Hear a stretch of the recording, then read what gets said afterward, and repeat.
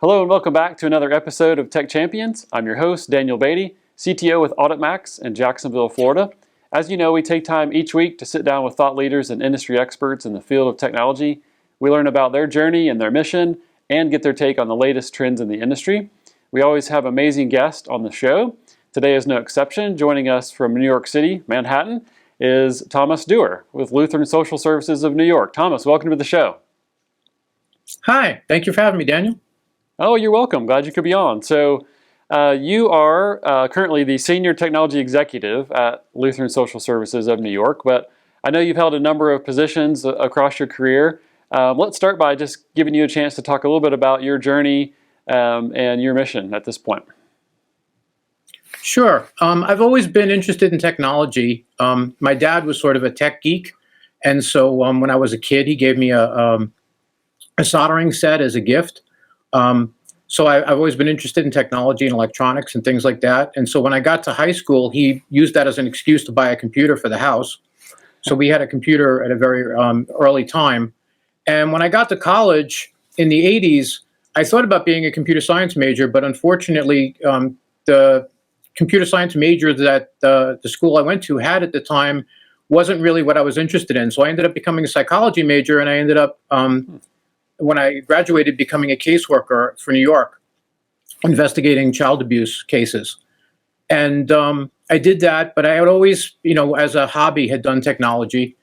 And I eventually got a promotion into a field, an administrative position in the city, and started using technology there.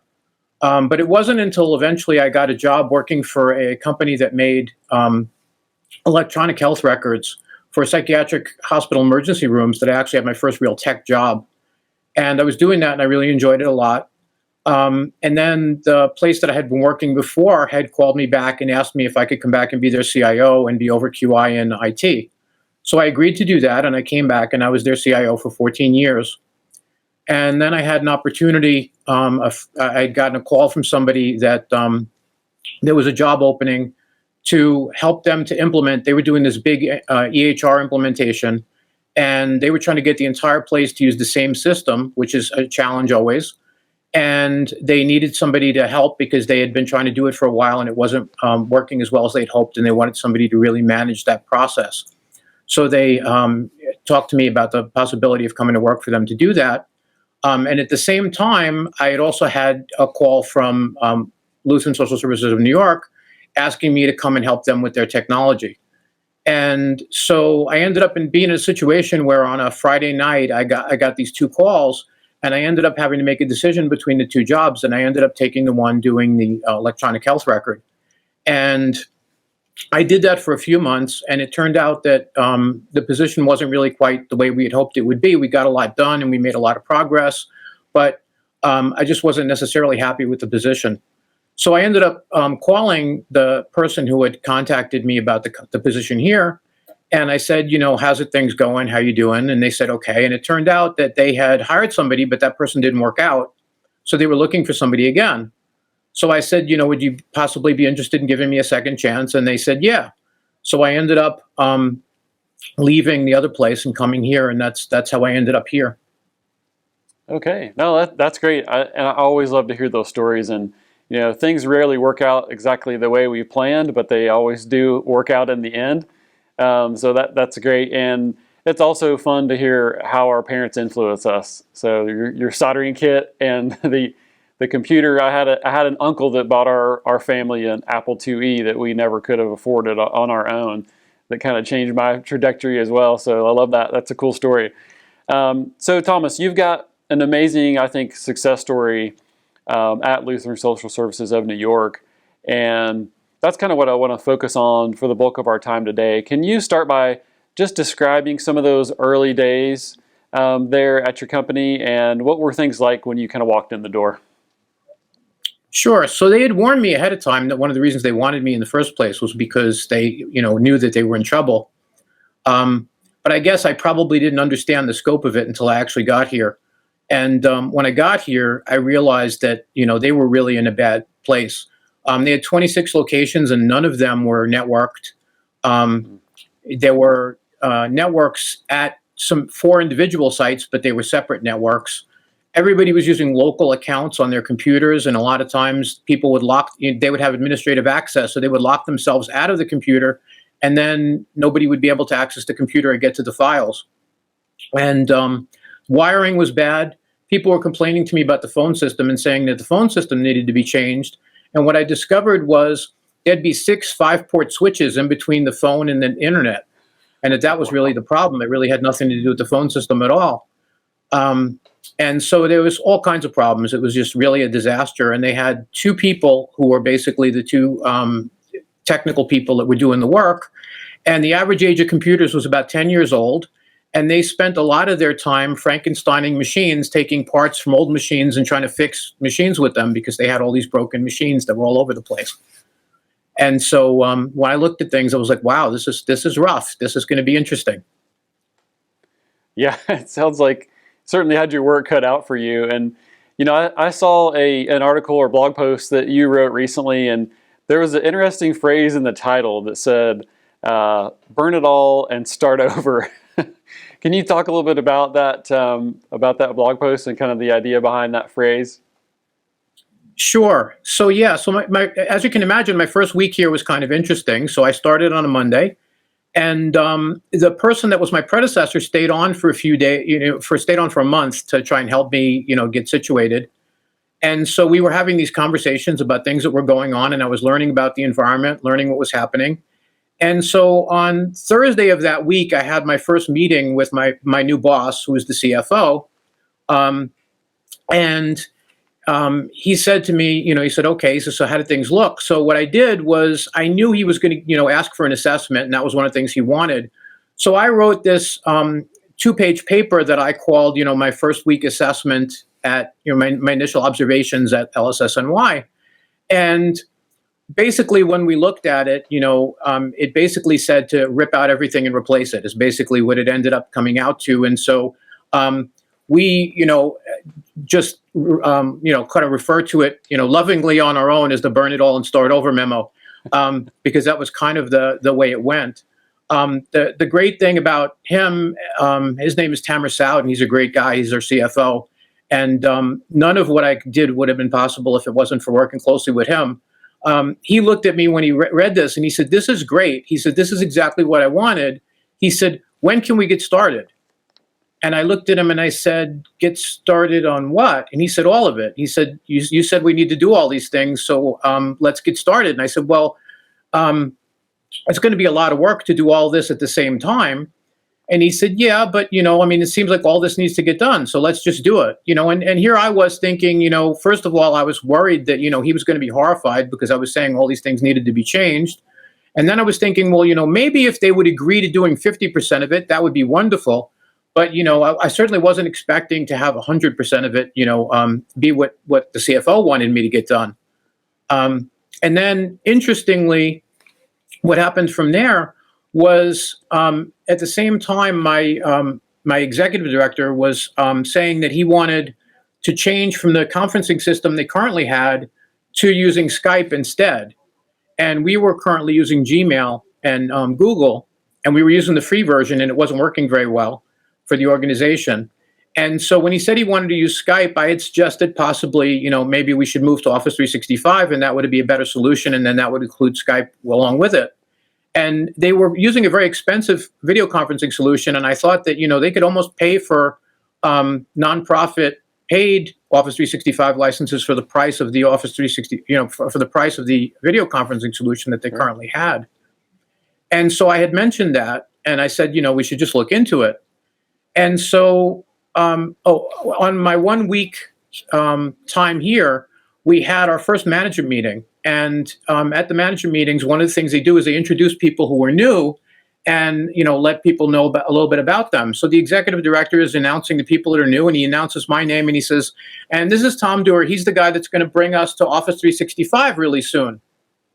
And that surprised me because that was the first time I had gotten the understanding that we got to go ahead to make that move.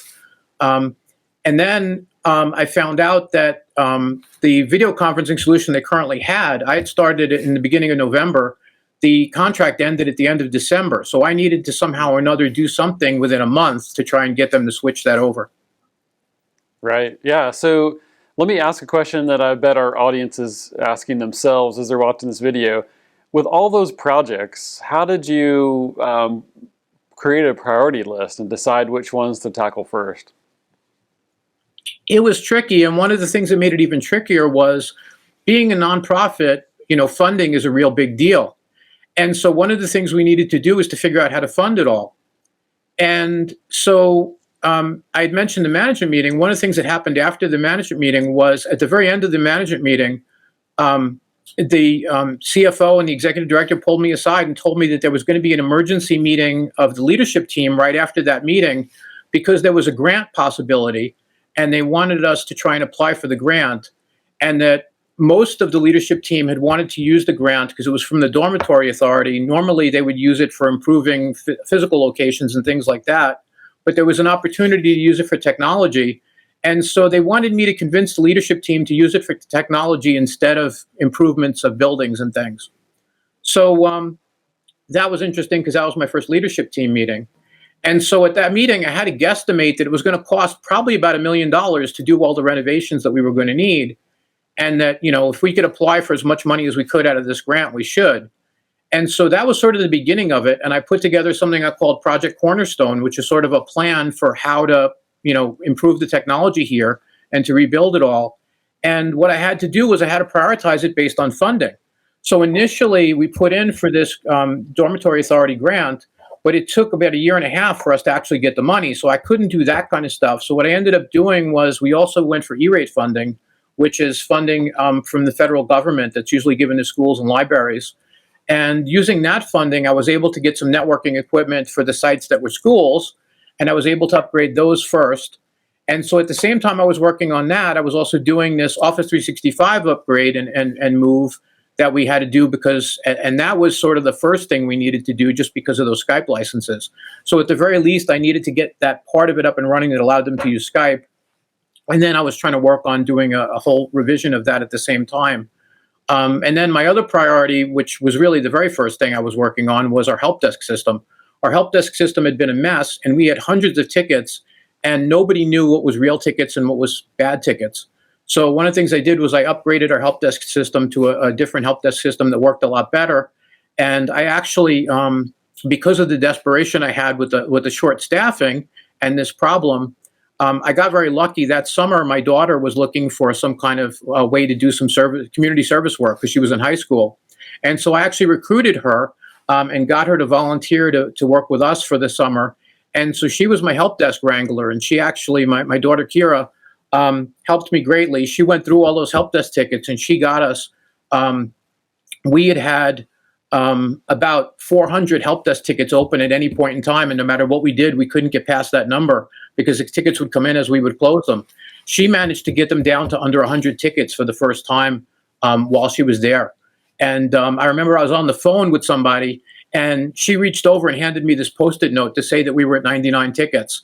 And I was so excited about that I actually have that Post-it note hanging in my office. That's great. That's a wonderful story. I love that. I love that. And it is interesting. We're all technologists. We think about the technology a lot, but it does have to get paid for somehow. So it's helpful and necessary to think through the finances. So it's interesting that played a role as well. So, and you had spoken with me about a couple things, actually 3 golden rules that you try to use when you lead inside IT. Can you tell our audience what those 3 rules are? I thought those were great. Sure. So the first thing is I wanted to get equipment that took care of itself. I mean, part of this was thinking about that staffing. We had a very small staffing.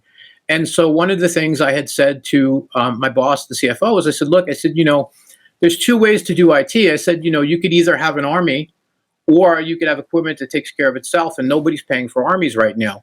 So, if we don't have staffing, we're going to have to try and get good equipment that really takes care of itself. So that was sort of the first thing, was to try and really manage and minimize problems. And so as a related piece to that, I also a big devotee of something called poka-yoke, which is mistake proofing. And you see it in the auto industry all the time. It's sort of like why they set it up so you can't lock your keys in the car, that kind of thing. They're always trying to find ways to keep you from doing stuff. So I look at our help desk tickets and I try and figure out what it is that people are doing wrong and how to stop them from doing it. and I try and figure out how to get the equipment to be set up so that, things won't happen that, are going to break, because the less things that break, the less tickets we're going to have. And so that's the first thing. The second thing is I wanted to be able to manage the entire organization from our living room. One of the things that happened is that I was CIO during September 11th, and we had organizations that I was friendly with that had locations that weren't in the trade center, but they were in the neighborhood of the trade center. And because that neighborhood was closed down for so long, they lost access to their locations for months. And so they didn't have access to the servers, they didn't have access to their files, and it was horrific. And I mean, nobody had ever thought of anything like that happening that kind of a way. So I saw that and I said, if I have the chance to start it over, I'm going to try and build something that avoids that. So I tried to put in as much of a cloud-based solution as possible. And I tried to set things up, like I said, so I could be able to run it from my living room. Never, of course, thinking that, now I was going to have to spend the last 6 months running things from my living room, which is actually the reality of what ended up happening because of the pandemic. So it suited us well, but that was the way I had set it up. The last thing is we have a lot of field workers. And because we have a lot of field workers, I had seen that a lot of companies were doing things with hoteling. They were doing a lot less offices and, having shared spaces and things like that and letting people, work from wherever they are and doing a lot more of that. So I wanted to make sure our workers could work from wherever they are. So I started to do things like move away from file servers and move everything into OneDrive and SharePoint and to try and make it so that things were accessible from wherever they were. And of course, that was another thing that ended up helping us for the pandemic as well, because we really have a cloud-based system that you can really access from anywhere and do anything from anywhere. Yeah, that's great. I love those 3 golden rules, Thomas. That's fantastic, and it's almost like you had a crystal ball. I'm sure you look like a genius this year because that's where everybody had to move to, whether they wanted to or were ready to or not. So those are fantastic. Thanks for sharing those with our audience. We're going to wrap things up. I do want to ask you one final question, since the name of our show is Tech Champions. Can you give us one characteristic that you think it takes to become a tech champion? I think passion for technology is really important. I get very excited about technology, about learning new things. When I fix something, I feel very good about the fact that I fixed it. It's exciting for me to get something working for the first time and, to learn new stuff. So I think that, having that passion is really good. And one of the things I try and do is I try and instill that passion in others. So I try and get people excited about technology who normally aren't excited about technology. And I think that really helps and to improve what you do and to make you enjoy what you do, because enjoying what you do is really going to make you better at it. Yeah, that's great. That's great. And thank you so much for being on the show, Thomas. Hey, if people want to reach out and learn more about you or what we've talked about on the show today, or Lutheran Social Services of New York, what's the best way for them to find you? So they can go to our website, which is lssny.org, and that's where they can find more about me and Lutheran Social Services of New York. Also, I'm glad to connect with people on LinkedIn, and they can learn more about me on LinkedIn. I'm listed as Thomas Dewar of the Lutheran Social Services of New York on LinkedIn. And last but not least, you can email me. My email is pretty easy to remember. It's tom@thomasdewar.com. Okay, awesome, great. Thanks again for being on the show, Thomas. Really appreciate it. To our audience, thank you. And I'm your host, Daniel Beaty. We'll see you next time on Tech Champions.